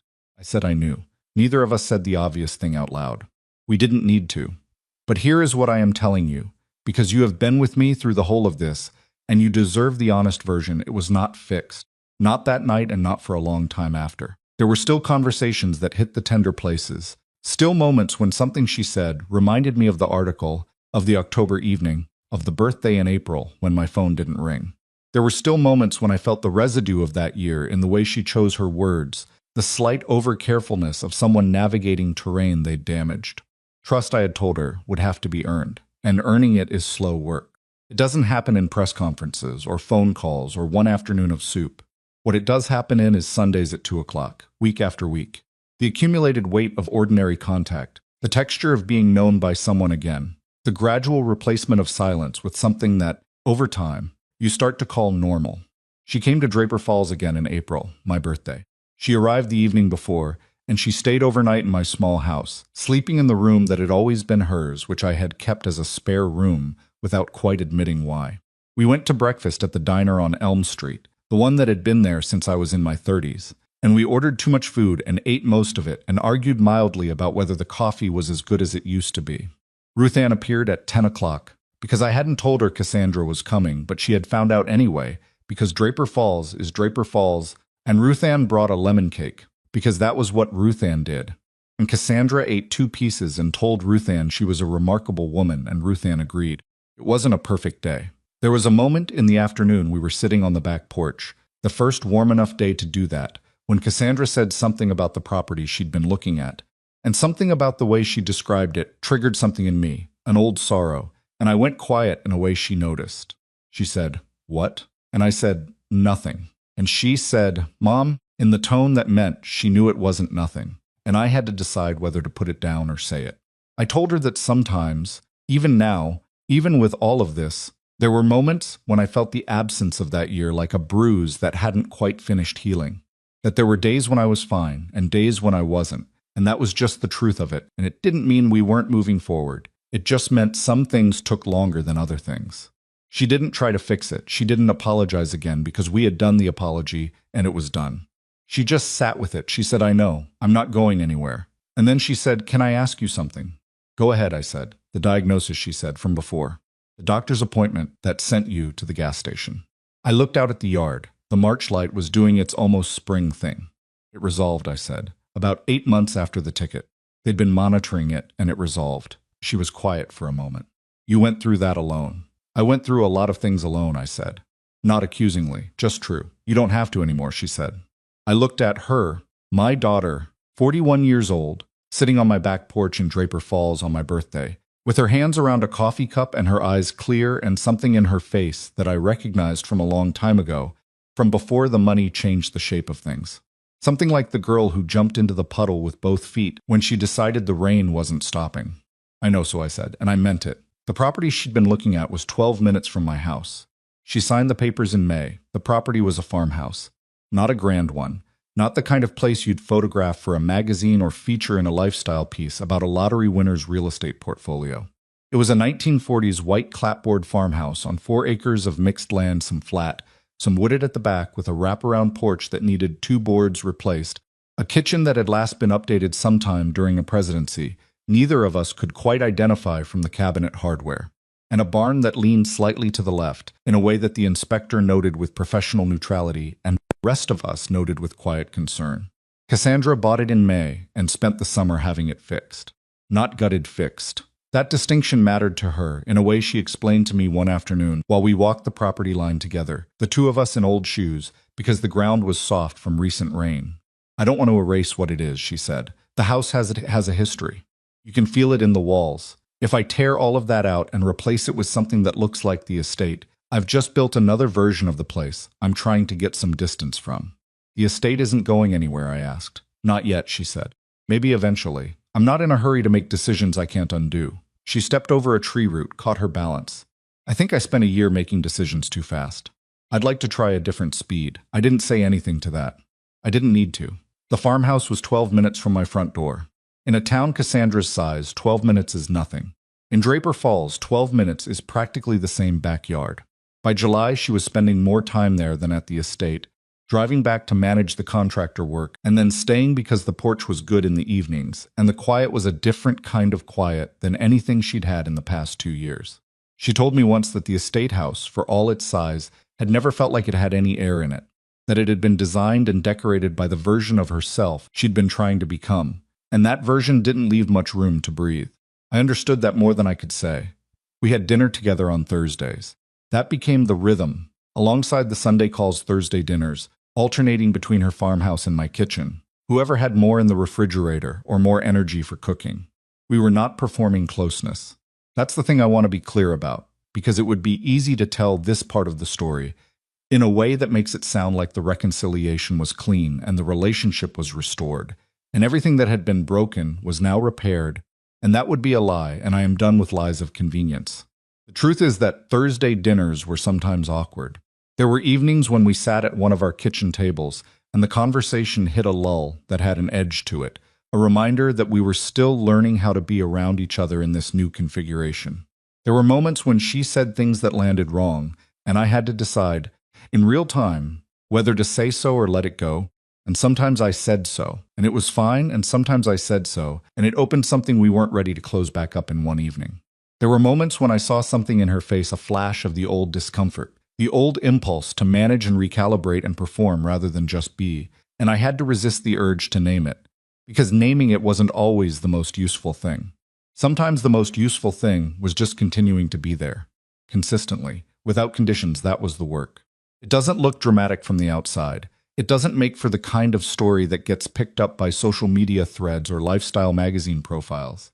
It's just two people sitting across from each other week after week, choosing to show up for something that is still, in places, tender and unfinished, because the alternative is not showing up. And not showing up was what the year of silence had taught us both, in different ways, was the worst of all possible choices. But here is what else was true. Running alongside all of that, something was being rebuilt. Slowly, imperfectly, in the way that actual things get built with setbacks and wrong measurements, and the occasional need to tear out what you did last week and try again. But being built, I watched it happen, and I was part of it happening. And sometimes on the good Thursdays, I would sit at her farmhouse table or mine with my coffee going cold, and I would feel something that I hadn't felt in a long time, and that I almost didn't recognize when I encountered it. Not happiness exactly, something steadier than that. Something that had roots. It was in October, exactly 1 year after Ruth Ann had shown me the article on her phone. 1 year after I had turned the photograph face down on the windowsill, that Cassandra told me about the foundation. We were at her farmhouse. She'd made the kitchen genuinely livable over the summer new appliances, but kept the original tile, repainted the cabinets the same color they'd always been but fresh. It smelled like coffee and something she'd been baking, an apple thing that was still in the oven, and the porch door was open to the October air. She had papers spread on the table, which was unusual for a Thursday dinner. She was not a person who mixed meals with business, unless the business was urgent. I looked at the papers and then at her. "I want to show you something," she said. "Tell me what you think." I sat down. I pulled the papers toward me. It was a foundation proposal, detailed 40-something pages, clearly put together with professional help, but carrying her particular fingerprints throughout the structure of it, the language in the mission statement, the way it framed its goals. I read it slowly. She refilled my coffee and let me read without interrupting, which was a form of patience she had not always had and had clearly been working on. The foundation's purpose, as she had written it, was to provide emergency financial assistance to single parents in economic crisis. Not broad, diffuse charity. Specific targeted support help with utilities, rental arrears, car repairs, the specific categories of small financial catastrophe that don't make headlines, but that, unaddressed, cascade into larger ones. The kind of crisis where $200 is the difference between a family keeping the lights on or not. Where a $400 car repair determines whether a parent keeps their job. Where the gap between what a person has and what they need is not enormous but is, in that moment, entirely unbridgeable without outside help. I read the mission statement twice. Then I read a section she had written about who the foundation was intended to serve. And in that section, in language that was careful but unmistakable, she described the kind of parent she had in mind. The one who works overtime to cover school trips, who hides utility notices behind the toaster, who stretches a meal further than it has any right to go and doesn't discuss it, because discussing it would make it more real. I looked up from the page. She was watching me. Cassandra, I said. I know, she said. I stopped. Cleared my throat. Tried again. This is a serious undertaking. I know that too. The administrative structure needs work, I said, because I had spent 22 years in insurance processing other people's paperwork, and I could see exactly where the current structure would create bottlenecks. The intake process here. I pointed to a section on page 18. This will take too long. By the time someone navigates this many steps, the crisis has either resolved itself or gotten worse. You need a faster intake, 48 hours maximum, from application to first contact. She leaned forward. How would you do it? I told her. I talked for 20 minutes about intake procedures and document simplification and the specific ways that bureaucratic friction is itself a form of harm when you're designing systems for people who are already at the end of their resources. I talked about things I had learned over 2 decades of watching people try to navigate systems that were theoretically designed to help them and practically designed to exhaust them. She listened to all of it. She took notes. Real notes in the margins of her papers with a pen, not her phone. And when I finished, she said, I want you to work on this with me. I looked at her. Cassandra, not as a favor, she said. Not as this isn't charity, and it isn't me trying to do something nice for you. I need someone who understands how systems actually work at the ground level, and you spent 22 years watching exactly that. You know what these families need, because you were one of these families. She paused. I need you, specifically you. I sat with that for a moment. The apple thing in the oven was starting to smell very good. Outside, the October air was coming in off the porch with that specific cool weight that means the season has made its decision. What would it involve? I said. As much or as little as you want, she said. You tell me where you want to be useful, and that's where you'll be. No more and no less. I'm not taking a salary, I said. I'm not offering one, she said. I figured you'd say that. All right, I said. She smiled. Not the controlled photogenic smile from the magazine. Her actual smile. The one that lived slightly to the left of center and always had since she was about 6. All right, don't push it, I said. But I was smiling too. The foundation launched in January. Cassandra named it, and this is the part where I have to stop and tell you plainly that I did not ask for this, did not expect it, and argued against it for approximately 3 weeks before accepting that she had made up her mind, and arguing further was pointless. She named it the Elm Creek Foundation, not after me. After the road, after the puddle, after the memory that had been sitting on my windowsill in a photograph for 31 years. I argued that it was sentimental and imprecise as a name for a serious organization. She said that's exactly why she chose it, that she wanted anyone who worked for it or received help from it to understand that the whole point was to honor something specific, the kind of ordinary, unwitnessed love that happens on a Tuesday afternoon on a rainy road when a mother decides that since you're already wet, you might as well enjoy it. That the whole point was that nobody took a picture intending to remember it, and it got remembered anyway. I didn't have an answer for that. She knew I didn't. The first year of the foundation was not smooth. I want to tell you that clearly because stories about charitable work have a way of flattening into inspiration, and inspiration without honesty is just decoration. The intake system I helped redesign needed 2 additional revisions before it actually worked the way we needed it to. There were legal complications in 2 states where we were trying to operate that required months of additional work. We had a staff member who turned out to be wrong for the role in ways that created significant internal difficulty before we addressed it. We received, in the first 6 months, far more applications than our initial capacity could serve, which was both a validation of the need and a source of genuine anguish, because there is something specifically painful about having the means to help, and not yet the systems to deliver that help to everyone who needs it.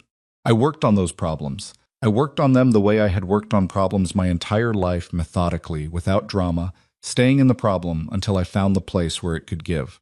I was at the foundation's small office in the city 2 days a week, working with a staff half my age, who initially treated me with a careful deference that I found irritating and told them so directly, and who, after about 2 months, stopped being deferential and started being collegial, which was what I actually wanted.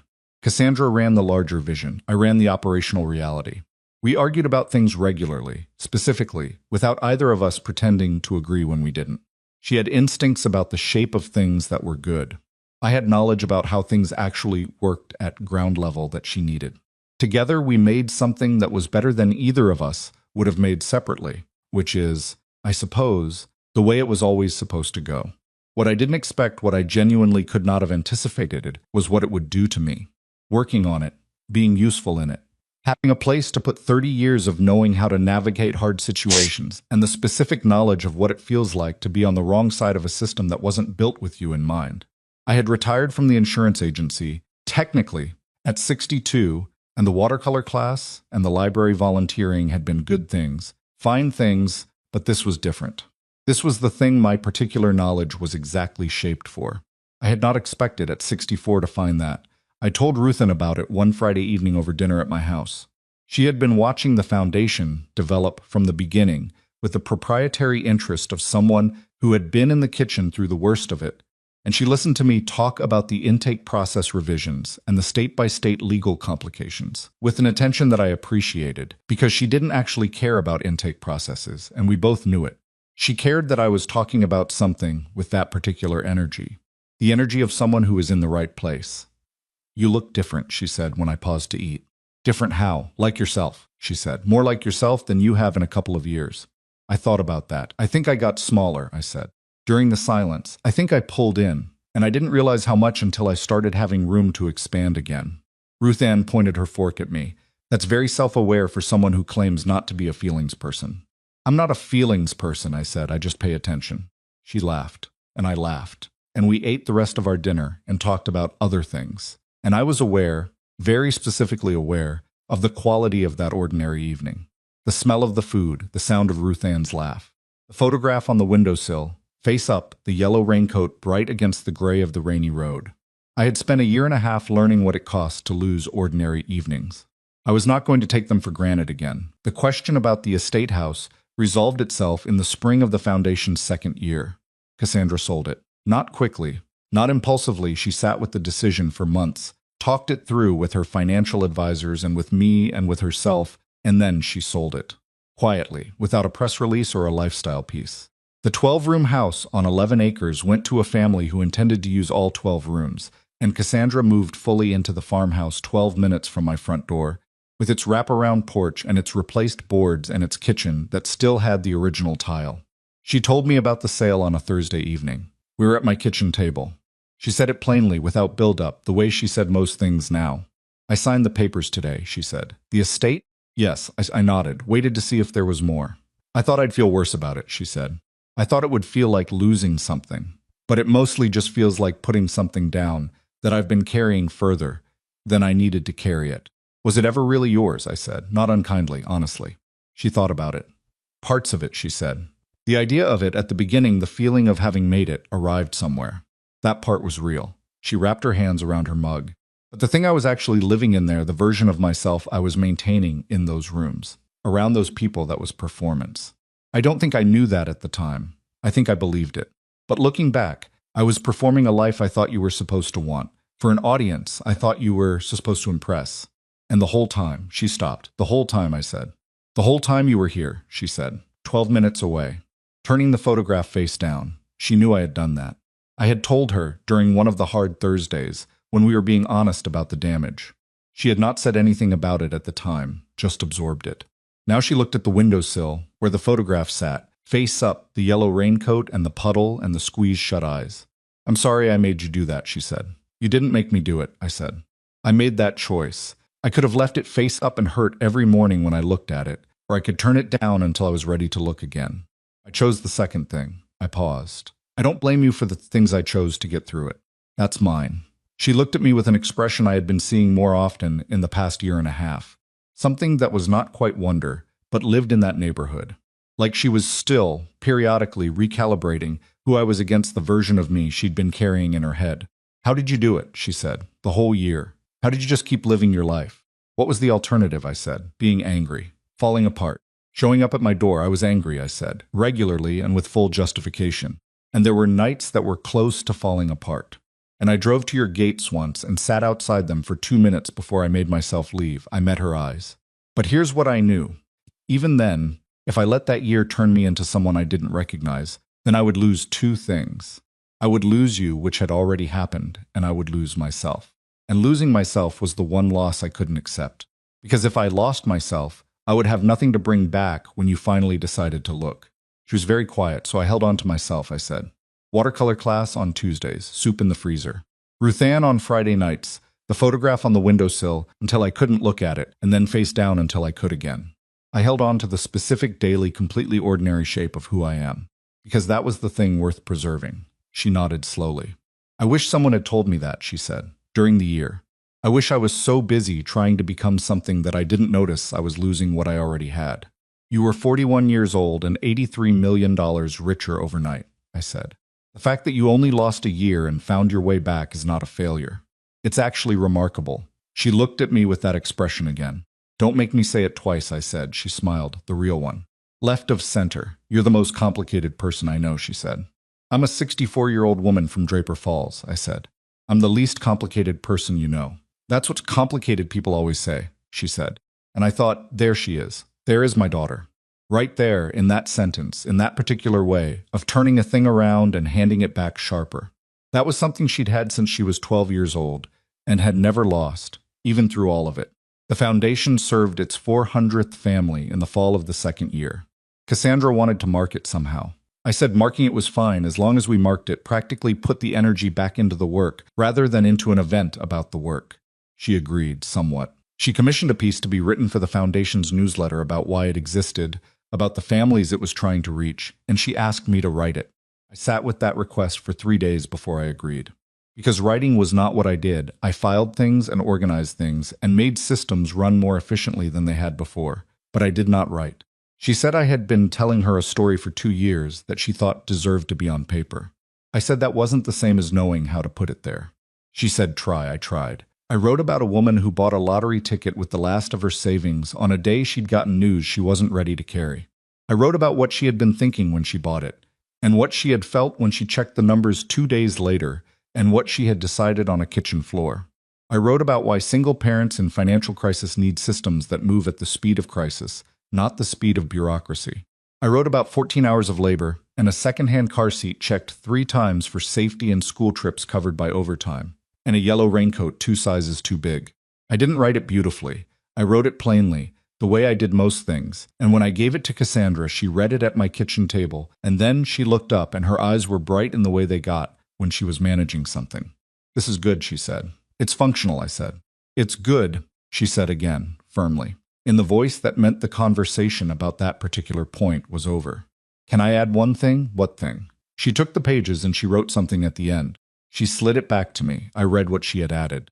1 paragraph, about what it felt like to be the daughter in this story, about what it had cost her not to know where her fortune came from, and what it had cost everyone when she'd been told and hadn't known what to do with it, about what she believed now, on the other side of all of it, about the relationship between love and money and sacrifice and the particular kind of blindness that sudden wealth can produce in a person who was never taught to see through it. The last sentence read, "The Elm Creek Foundation exists because a woman with nothing to give gave everything she had without asking for anything in return, and because her daughter spent a year failing to understand what that meant, and because understanding it changed everything." I read it twice. I handed it back without speaking. Too much, she said. No, I said, it's right. It ran in the newsletter. Some people who read it wrote back to the foundation. Not many. It wasn't a viral thing, not another social media moment. Just some people who had read it and wanted to say that it had meant something to them. A few of them told their own stories, briefly, in emails to the foundation's inbox that the staff shared with me. A woman in Ohio who had raised 3 children alone and was caring for her mother at the same time and had needed exactly the kind of help the foundation existed to provide. A man who wrote about his mother in a way that made me have to put my phone face down on the counter for a few minutes before I could finish reading it.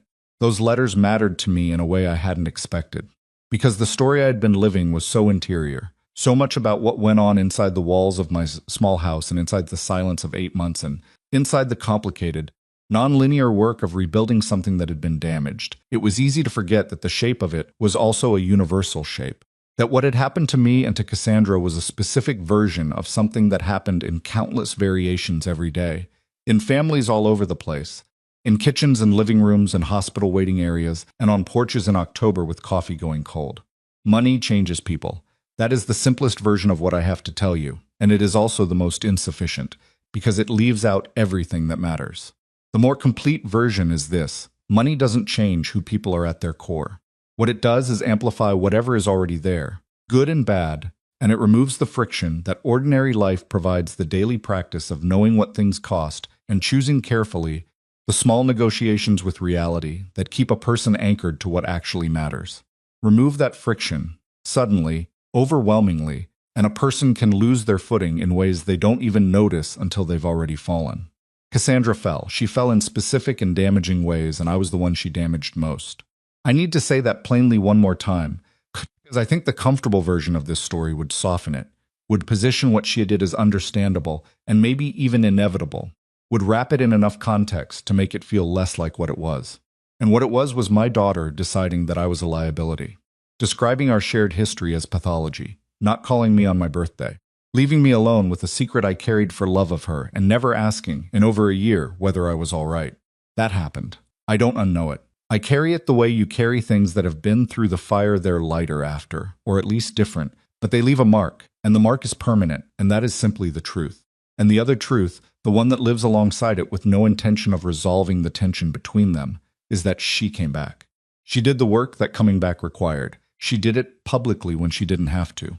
She built something with me that we couldn't have built without going through what we went through, which is the most exhausting kind of silver lining, the kind that doesn't make the original cost feel worth it, but does insist on being acknowledged alongside it. I am 65 now. The watercolor class continues on Tuesday mornings. My barn still looks like a very large red shoe, but Dorothea recently told me my sense of shadow has improved significantly, which from Dorothea is practically a standing ovation. Ruth Ann is exactly as she has always been, which is one of the most stabilizing facts in my life. The library gets my Friday mornings. The foundation gets my Mondays and Wednesdays, and occasionally a Thursday when something is pressing, which means dinner gets moved to Friday, and Ruth Ann sometimes joins us, and the three of us eat at whoever's table has the most food, and the conversation goes until someone's back starts to hurt from the kitchen chairs. Cassandra is at the farmhouse 12 minutes away. She has a dog now, a large ungraceful animal she adopted from a rescue organization, who is very enthusiastic and has twice knocked things off my kitchen table during visits, and once, memorably, sat on Ruth Ann. Cassandra calls him Puddle. She said it without explaining why, and looked at me when she said it, and I looked at her, and neither of us said anything about it. I know why she named him that. She knows I know. Some things don't need to be said out loud to be true. She is different from the person she was during the year of silence. Different from the person she was before the money, too. And that's right, she should be. She's been through something that permanently alters a person. And the question was never whether she would be altered, but what kind of person the alteration would produce. What I see in her now is someone who is more careful than she used to be, in the good sense, who thinks before she trusts, who asks questions she wouldn't have asked before, who has learned the difference between people who want to be near her and people who want to be near what she has. Cost her something to learn that, and she carries the cost, and that is what it means to be a person who has actually lived through something rather than merely survived it. She is also, in ways that surprised me, more like herself than she has ever been. More like the girl in the yellow raincoat, more willing to jump with both feet once she's decided the rain isn't stopping. The foundation runs on a particular brand of stubbornness that is entirely hers, an insistence on actually solving the problem rather than gesturing at it, a refusal to accept that the way things have always been done is the way they have to be done. I have watched her dismantle 2 inefficient systems in the past year with the same energy she probably brought to jumping into puddles, and the result each time was something that worked better and served more people, and I have sat in those meetings and felt something I can only describe as recognition. That is my daughter. In the boardroom of a small nonprofit on a Tuesday afternoon, arguing with a structural inefficiency. That is the person I raised. Here is what I know now, at 65, about love and money and sacrifice, having lived through a version of a story that many people live through in their own ways. Love that keeps receipts isn't love, it's investment. Real love gives without building a ledger, and I believe that, and I stand by the decision I made on that kitchen floor. And I also know now, having lived through the consequences, that giving without telling is still a form of deciding for someone else what they can handle, what they deserve to know, what truth they're entitled to. I gave Cassandra $83 million in The Fiction of Luck, and both of those things were acts of love, and both of them had costs I didn't fully calculate. I would make the same decision again. I would also be wrong in the same ways. That is the honest truth of it. And I think honest truth without the complications isn't actually truth. It's just the part that feels good to keep. What I would tell any parent sitting with a sacrifice they've made and waiting to be recognized for it is this: put it down. I do not mean abandon it or pretend it didn't happen. I mean put down the waiting. Because waiting for recognition ties your peace of mind to someone else's readiness, and readiness cannot be scheduled. Cassandra wasn't ready to understand what I had done until she had gone through something that required her to understand it. Could not have rushed that. All I did was hold on to myself until she arrived. And what I would tell anyone who has been the child in a story like this, who has said things they can't unsay and made choices they're now carrying, is that the distance between where you are and where you need to be is not infinite. It is 2 hours on a highway and 3 words on a text message, and a Saturday morning on a doorstep with your coat still on. Path back is shorter than the year you spent walking away from it. That doesn't mean it's easy. It means it's possible. Those are different things, and both of them matter. The photograph is on the windowsill. It has been face up for over a year. When the morning light comes in at a certain angle in the winter, it catches the yellow of the raincoat and throws a warm shape on the wall, and I notice it every time, and I never get tired of noticing it. 2 people in a puddle on a rainy road, one of them laughing with her eyes squeezed completely shut, the other one wet and tired and present and exactly where she was supposed to be. Nobody planned to remember it. It got remembered anyway. Some things are like that. The ones that cost you the most, that you held on to when everything else went sideways, that turned out to be the whole point, they have a way of lasting. They have a way of lasting longer than the marble countertops and the 12 rooms and the magazine photographs and the year of silence and the pain that you thought at the time might be permanent but turned out to be, like all the hardest things, survivable. I am 65 years old. I raised my daughter alone. I gave her everything I had, including the thing that changed her life and almost cost me her. I held on to myself through a year that would have finished people who had more than me. And I am sitting in my kitchen in Draper Falls on a Thursday morning, with the photograph on the windowsill and the soup already made for tonight, and Cassandra 12 minutes away, and Ruth Ann coming on Friday and the foundation running on Mondays, and Wednesdays and the watercolor class on Tuesdays. And I am telling you plainly, this is the fortune, not the $83 million.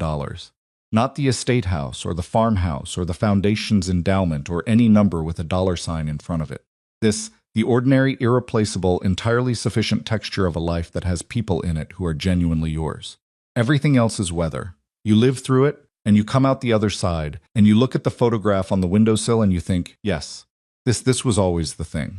This is the whole thing.